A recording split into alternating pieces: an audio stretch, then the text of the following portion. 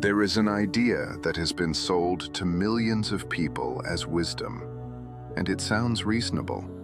It sounds mature. It even sounds philosophical. The idea is this: control what you can, release what you cannot. You have heard it. You have probably repeated it. Maybe you have it written somewhere, on a wall, in a journal, tattooed on someone's wrist at your gym. But here is what no one tells you. That idea, applied incorrectly, does not make you free. It makes you a prisoner who believes he chose his cell. Stay with me, because what comes next is the part most videos on this topic completely skip. Let's begin with a paradox. The more aggressively a person tries to control their inner world, the more fragile that inner world becomes. Not weaker in an obvious way, not in a way that shows up immediately. Fragile in the way a muscle becomes fragile when it is never allowed to rest. It performs and performs and performs until one day it tears from the inside. We live in a culture obsessed with mental control, with discipline, with emotional regulation, with optimizing the mind the way you optimize a machine. And philosophy, specifically a certain popular version of Stoicism, has become the intellectual justification for that obsession. But Stoicism, the real thing, the actual philosophy Marcus Aurelius practiced at 3 in the morning when the empire was burning, was never about control. It was about something far more difficult. It was about clarity. And clarity is not the same thing as control. That distinction is going to change how you think about every hard moment you are currently living through. Let me give you a human case first. Because philosophy without a face is just decoration. Think about someone you know, or maybe recognize in yourself, who handles difficulty with almost mechanical efficiency.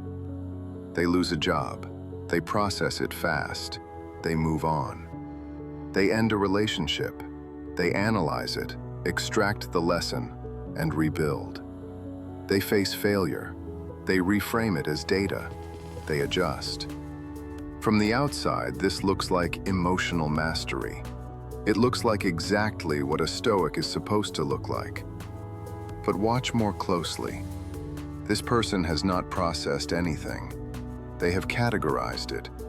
There is a profound difference between processing an experience and filing it away under a label that makes it feel manageable. Processing means letting something move through you, which requires that it actually moves you first.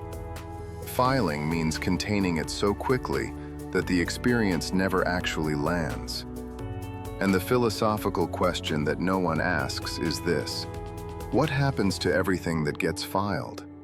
Where does it go? The ancient Stoics had a concept called the hegemonikon. It is one of the least quoted ideas in popular philosophy, which is suspicious because it is one of the most important. The hegemonikon is the ruling faculty of the mind, the part that perceives, judges, and responds to everything that happens. For the Stoics, particularly for Epictetus, the hegemonikon was the only thing that was truly yours. Everything else, your body, your reputation, your relationships, your outcomes, belong to the world. Now here is where most modern interpretations take a wrong turn. They read this and conclude, the goal is to keep your hegemonikon clean, undisturbed, protected from the chaos outside. They turn the ruling faculty into a fortress. But Epictetus never described the hegemonikon as a fortress. He described it as a fire. A fire is not protected by building walls around it. A fire is maintained by feeding it, by exposing it to air, by allowing it to respond to the environment without being extinguished by it. A fortress is static. A fire is alive. That difference is not semantic. It is the entire philosophical error of our moment. Now let me introduce a thinker most philosophy channels in this space never mention. William James. American philosopher, psychologist, late 19th and early 20th century. James had a concept he called the stream of consciousness. And while most people know that phrase, almost no one uses it the way James intended. For James, consciousness was not a container. It was not a room you could organize or clean. It was a river. And here is the crucial insight. You cannot stop a river. You can redirect it, but you cannot dam it without consequences. If you dam a river completely, the water does not disappear. It accumulates, it builds pressure, and eventually, it finds another way out, usually a destructive one. James was writing this in an era before modern psychology, before we had clinical language for repression or suppression. But he was describing exactly what happens when someone confuses mental control with mental clarity. Control says, this feeling should not be here, remove it. Clarity says, this feeling is here, what is it actually telling me? One of those questions leads to strength. The other leads to a very convincing performance of strength. And this is the uncomfortable idea at the center of this video. Most of what we call emotional resilience in the 21st century is actually emotional performance. Let me make this concrete, because this is where the philosophy has to touch actual life. You are facing something difficult right now. Maybe a professional failure. Maybe a relationship that is ending or has ended. Maybe a version of yourself you have outgrown but cannot fully leave behind. The popular Stoic advice sounds like this: do not be attached to outcomes. Focus on what is in your control. Let go of what is not. And you try to do that. You repeat it to yourself like a mantra. You journal about it. You go to the gym. You build the routine. You perform the discipline. And it works. For a while. But there are nights, usually the quiet ones, where something does not fit right, where the mantra sounds hollow, where the routine feels like a costume. And in that moment, most people conclude they are not stoic enough yet, that they need more practice, more discipline, more control. But what if that discomfort is not a failure of your philosophy? What if it is your philosophy trying to tell you something true? Here is where we need to make a distinction that philosophy rarely makes cleanly. There are two types of pain. The first is what we could call signal pain. It is pain that is pointing at something real, a relationship that genuinely does not work, a career path that genuinely is not yours, a version of your life that is built on someone else's expectations. Signal pain is not the enemy. Signal pain is information. The second type is what we could call residual pain. It is pain that has no current source. It is the emotional echo of old wounds, old fears, old versions of a story you have already moved past intellectually, but not viscerally. Residual pain needs to be processed, yes, but it does not need to be obeyed. The problem is that when you use control as your primary tool, you cannot tell the difference. You treat all discomfort the same way. You suppress it equally. You file it under the same label, things outside my control. And in doing so, you silence the signal pain along with the residual pain. You become a person who no longer receives certain messages. And that is not freedom. That is a very sophisticated form of disconnection. Let me go deeper into this, because this is where most people watching this video are going to feel something shift. The philosopher Albert Camus, not typically associated with Stoicism, but deeply relevant here, wrote something that I think is the missing piece in most modern interpretations of resilience. He wrote that the absurd is born from the confrontation between the human need for meaning and the world's unreasonable silence. Now, Camus was not writing a self-help book.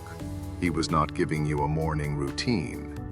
He was pointing at something structural about the human condition. We need meaning. The world does not automatically provide it. And in that gap, in that silence between what we need and what the world offers, something uncomfortable lives. Camus called it absurdity. Others call it anxiety. Others call it existential dread. But whatever you call it, it is not a problem to be solved by gaining more control. It is a condition to be faced with open eyes. And here is the part no one tells you. Facing it with open eyes is not comfortable. It was never supposed to be comfortable, but it is the only way to live inside it without slowly going numb. Now I want to introduce what I think is the real philosophical tool for this problem. Not a new concept, an old one, misunderstood. The Stoics called it amor fati, the love of fate. Popular culture has reduced this to accept what happens and move on. But that is not what it means. Amor fati is not acceptance as resignation. It is not the philosophical equivalent of saying, fine, whatever. Amor fati is active. It is not passive at all. To love your fate is to engage with everything that happens to you, including the painful things, including the things you did not choose, including the experiences that do not fit neatly into the narrative you have constructed about who you are, as if they were necessary. Not necessary in the sense of, this was always going to happen and I was powerless. Necessary in the sense of, this belongs to the shape of my life, and I am going to find out why. That is not control. That is something much harder. That is presence. Save this video, because the next part is where this becomes a practical framework, and you are going to want to come back to it.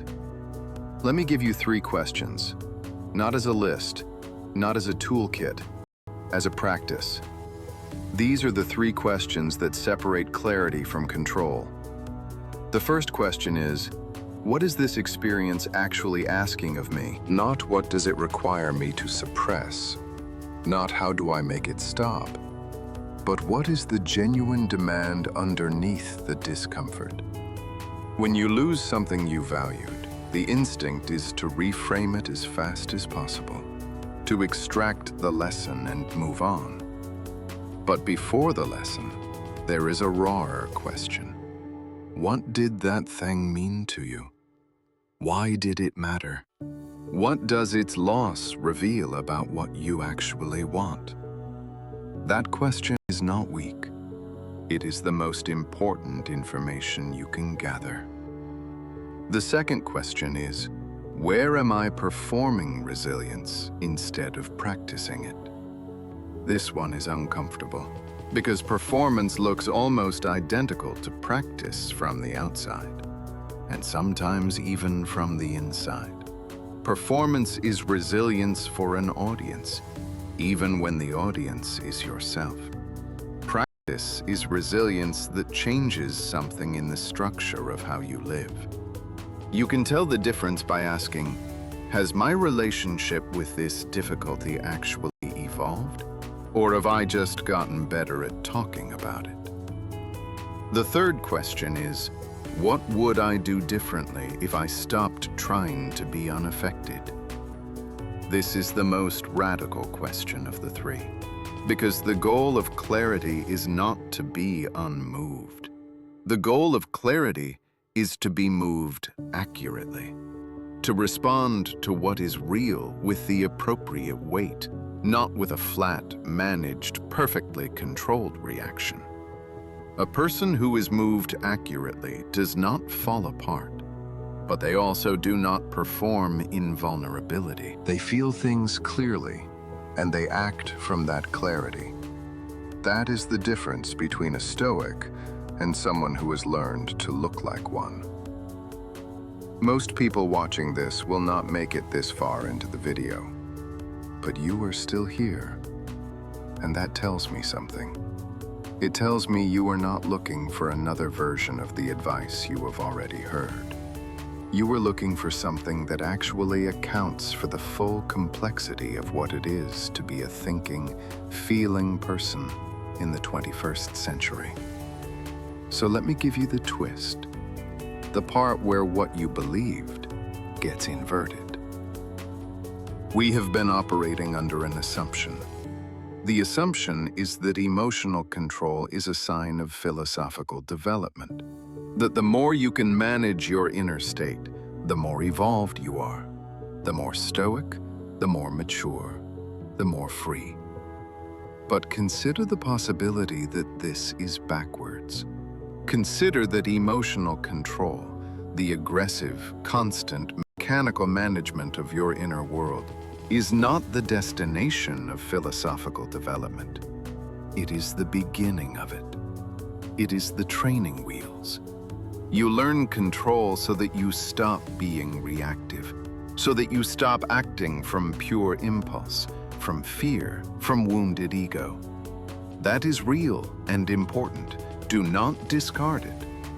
But if you stay at the level of control forever, you never arrive at the actual goal, which is not to feel less, but to feel more accurately. Marcus Aurelius, in his private journals, the Meditations, which were never written for an audience, does not read like a man who has eliminated his inner life.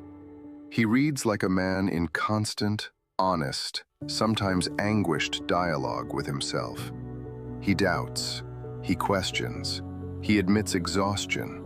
He notices when he is being vain, when he is being self-pitying, when he is avoiding something true. He does not suppress those observations. He writes them down. That is not mechanical control. That is rigorous self-honesty.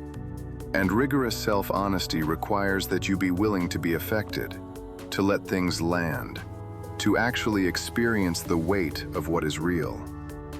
The emperor who ran an empire in the middle of a plague and multiple wars did not survive by feeling nothing. He survived by feeling everything clearly and acting from that clarity. Now let me connect this to something very specific and very 21st century. We live in the age of optimization, and optimization culture has colonized every domain of life, including philosophy. We optimize our sleep, our nutrition, our productivity, our social media presence, our morning routines. And now we optimize our inner lives. We have biohacks for anxiety. We have apps for meditation. We have content for emotional regulation. We have entire industries built on the promise that if you follow the right protocol, you can engineer a version of yourself that is consistently performing at peak. And the philosophical language of Stoicism has become the premium intellectual branding for that project. Focus on what you control. Eliminate attachment. Optimize your responses. But here is the problem with optimization as a life philosophy. Optimization is a tool for systems with a known goal. You optimize a car engine when you know what you want. Maximum efficiency, minimum friction. But a human life does not have a pre-specified goal. The goal of a human life is, in part, to discover what the goal is. And that discovery does not happen through optimization. It happens through encounter. Through the moments where life refuses to fit your framework, where something happens that your control cannot manage, where the filing system breaks down. Those moments are not failures of your philosophy. Those moments are philosophy happening to you. They are the raw material. Let me give you a specific image, because philosophy needs images to stick. Imagine two boats on a rough sea. The first boat has been heavily armored, steel hull, sealed compartments, built for maximum protection against the water. In a storm, this boat takes every impact with the same rigid response. does not bend. It resists absolutely. And in a moderate storm, it holds. But in a severe storm, that rigidity becomes catastrophic. The force of the waves has nowhere to go. The hull fractures. The sealed compartments trap everything inside. There is no flex, no adaptation, no capacity to absorb. The second boat is built differently. It has a flexible hull. It moves with the water. It bends without breaking. It absorbs impact and recovers. In a moderate storm, it looks less impressive than the armored boat. It moves more. It seems less controlled. But in a severe storm, it survives. Because it was built for reality, not for the appearance of invulnerability. Mechanical emotional control is the armored boat. Clarity, the kind that requires honest encounter with difficulty, is the flexible hull. One looks more resilient, the other actually is. Now I want to address something that I suspect is happening for some of you right now.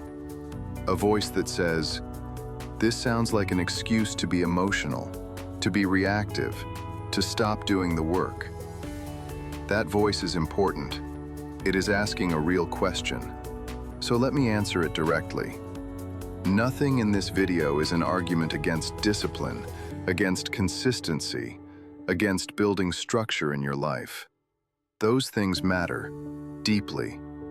But there is a crucial difference between discipline as a means and discipline as an identity.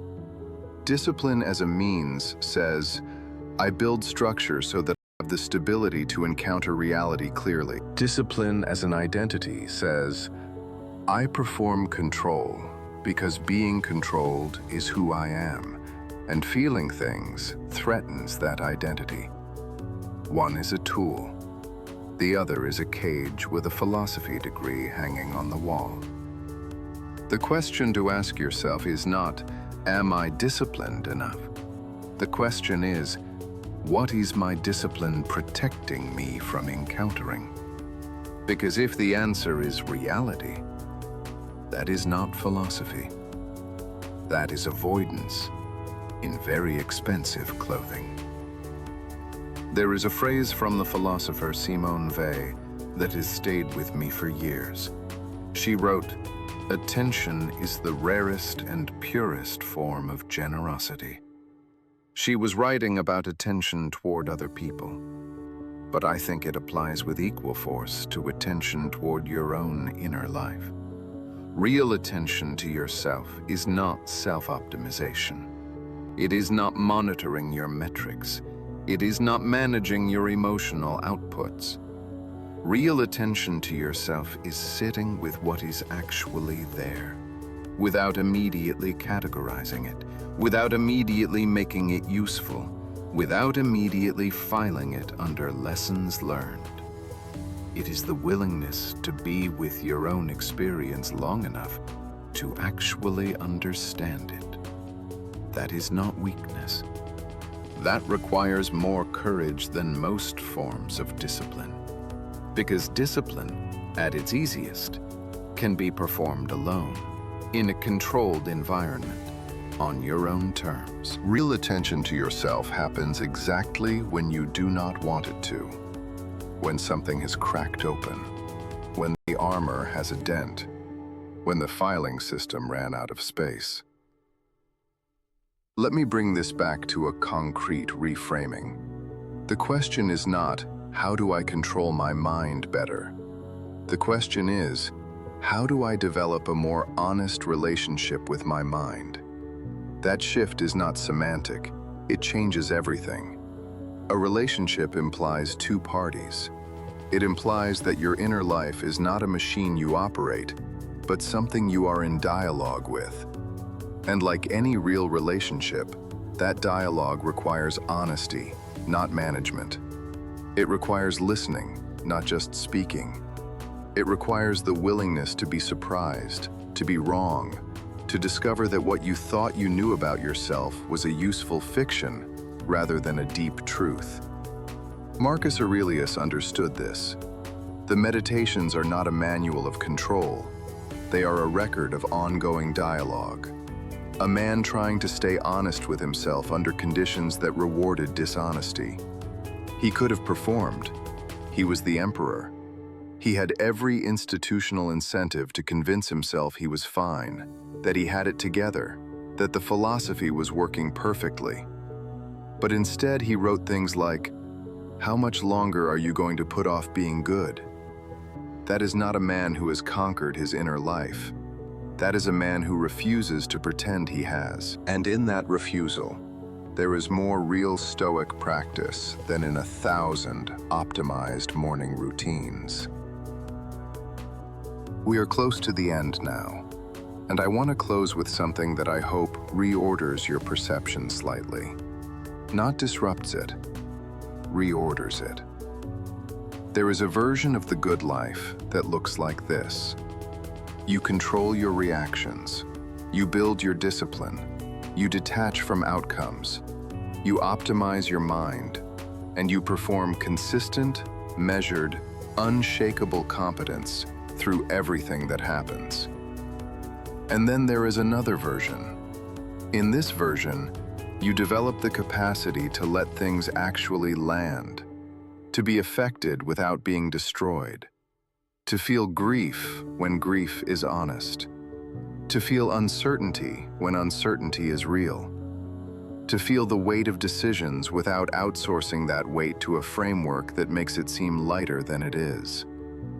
In this version, you are not unshakable. You are something more interesting than unshakable. You are someone who has been shaken by real things and come back to themselves not because they controlled the shaking, but because they understood it. That person is not weaker than the optimized person. That person is more real. And more real means more capable of genuine connection, genuine creativity, genuine decision-making that accounts for the full complexity of a situation, rather than the cleaned-up, optimized, managed version. Here is the idea I want to leave you with. The ancient Stoics were not trying to build people who feel nothing. They were trying to build people who feel clearly. Clearly enough to act from wisdom rather than from fear, from ego, from wound. And clarity, real clarity, does not come from controlling the river. It comes from learning to read it, from understanding its currents, its depth, its direction, from knowing the difference between a wave that will pass and an undertow that requires your full attention. You cannot learn to read a river by building a dam. You learn to read it by being in it, by getting wet, by sometimes almost losing your footing and noticing what that felt like and why. That is not a failure of philosophy. That is philosophy doing exactly what it was designed to do. It is making you more awake to the life you are actually living, not the life you have convinced yourself you are handling. If this video made something shift in how you think about resilience or control, I want to know. Write in the comments what you have been calling control and what you think it might actually be. I read every comment, and sometimes the most honest ones become the starting point for the next video. Share this with someone who talks about Stoicism often, not to challenge them, to give them a layer they might be missing. And if you have not already, subscribe, because the work we are doing here is not about collecting philosophy quotes. It is about building the kind of thinking that actually changes how you live. That is what this channel is for. See you in the next one.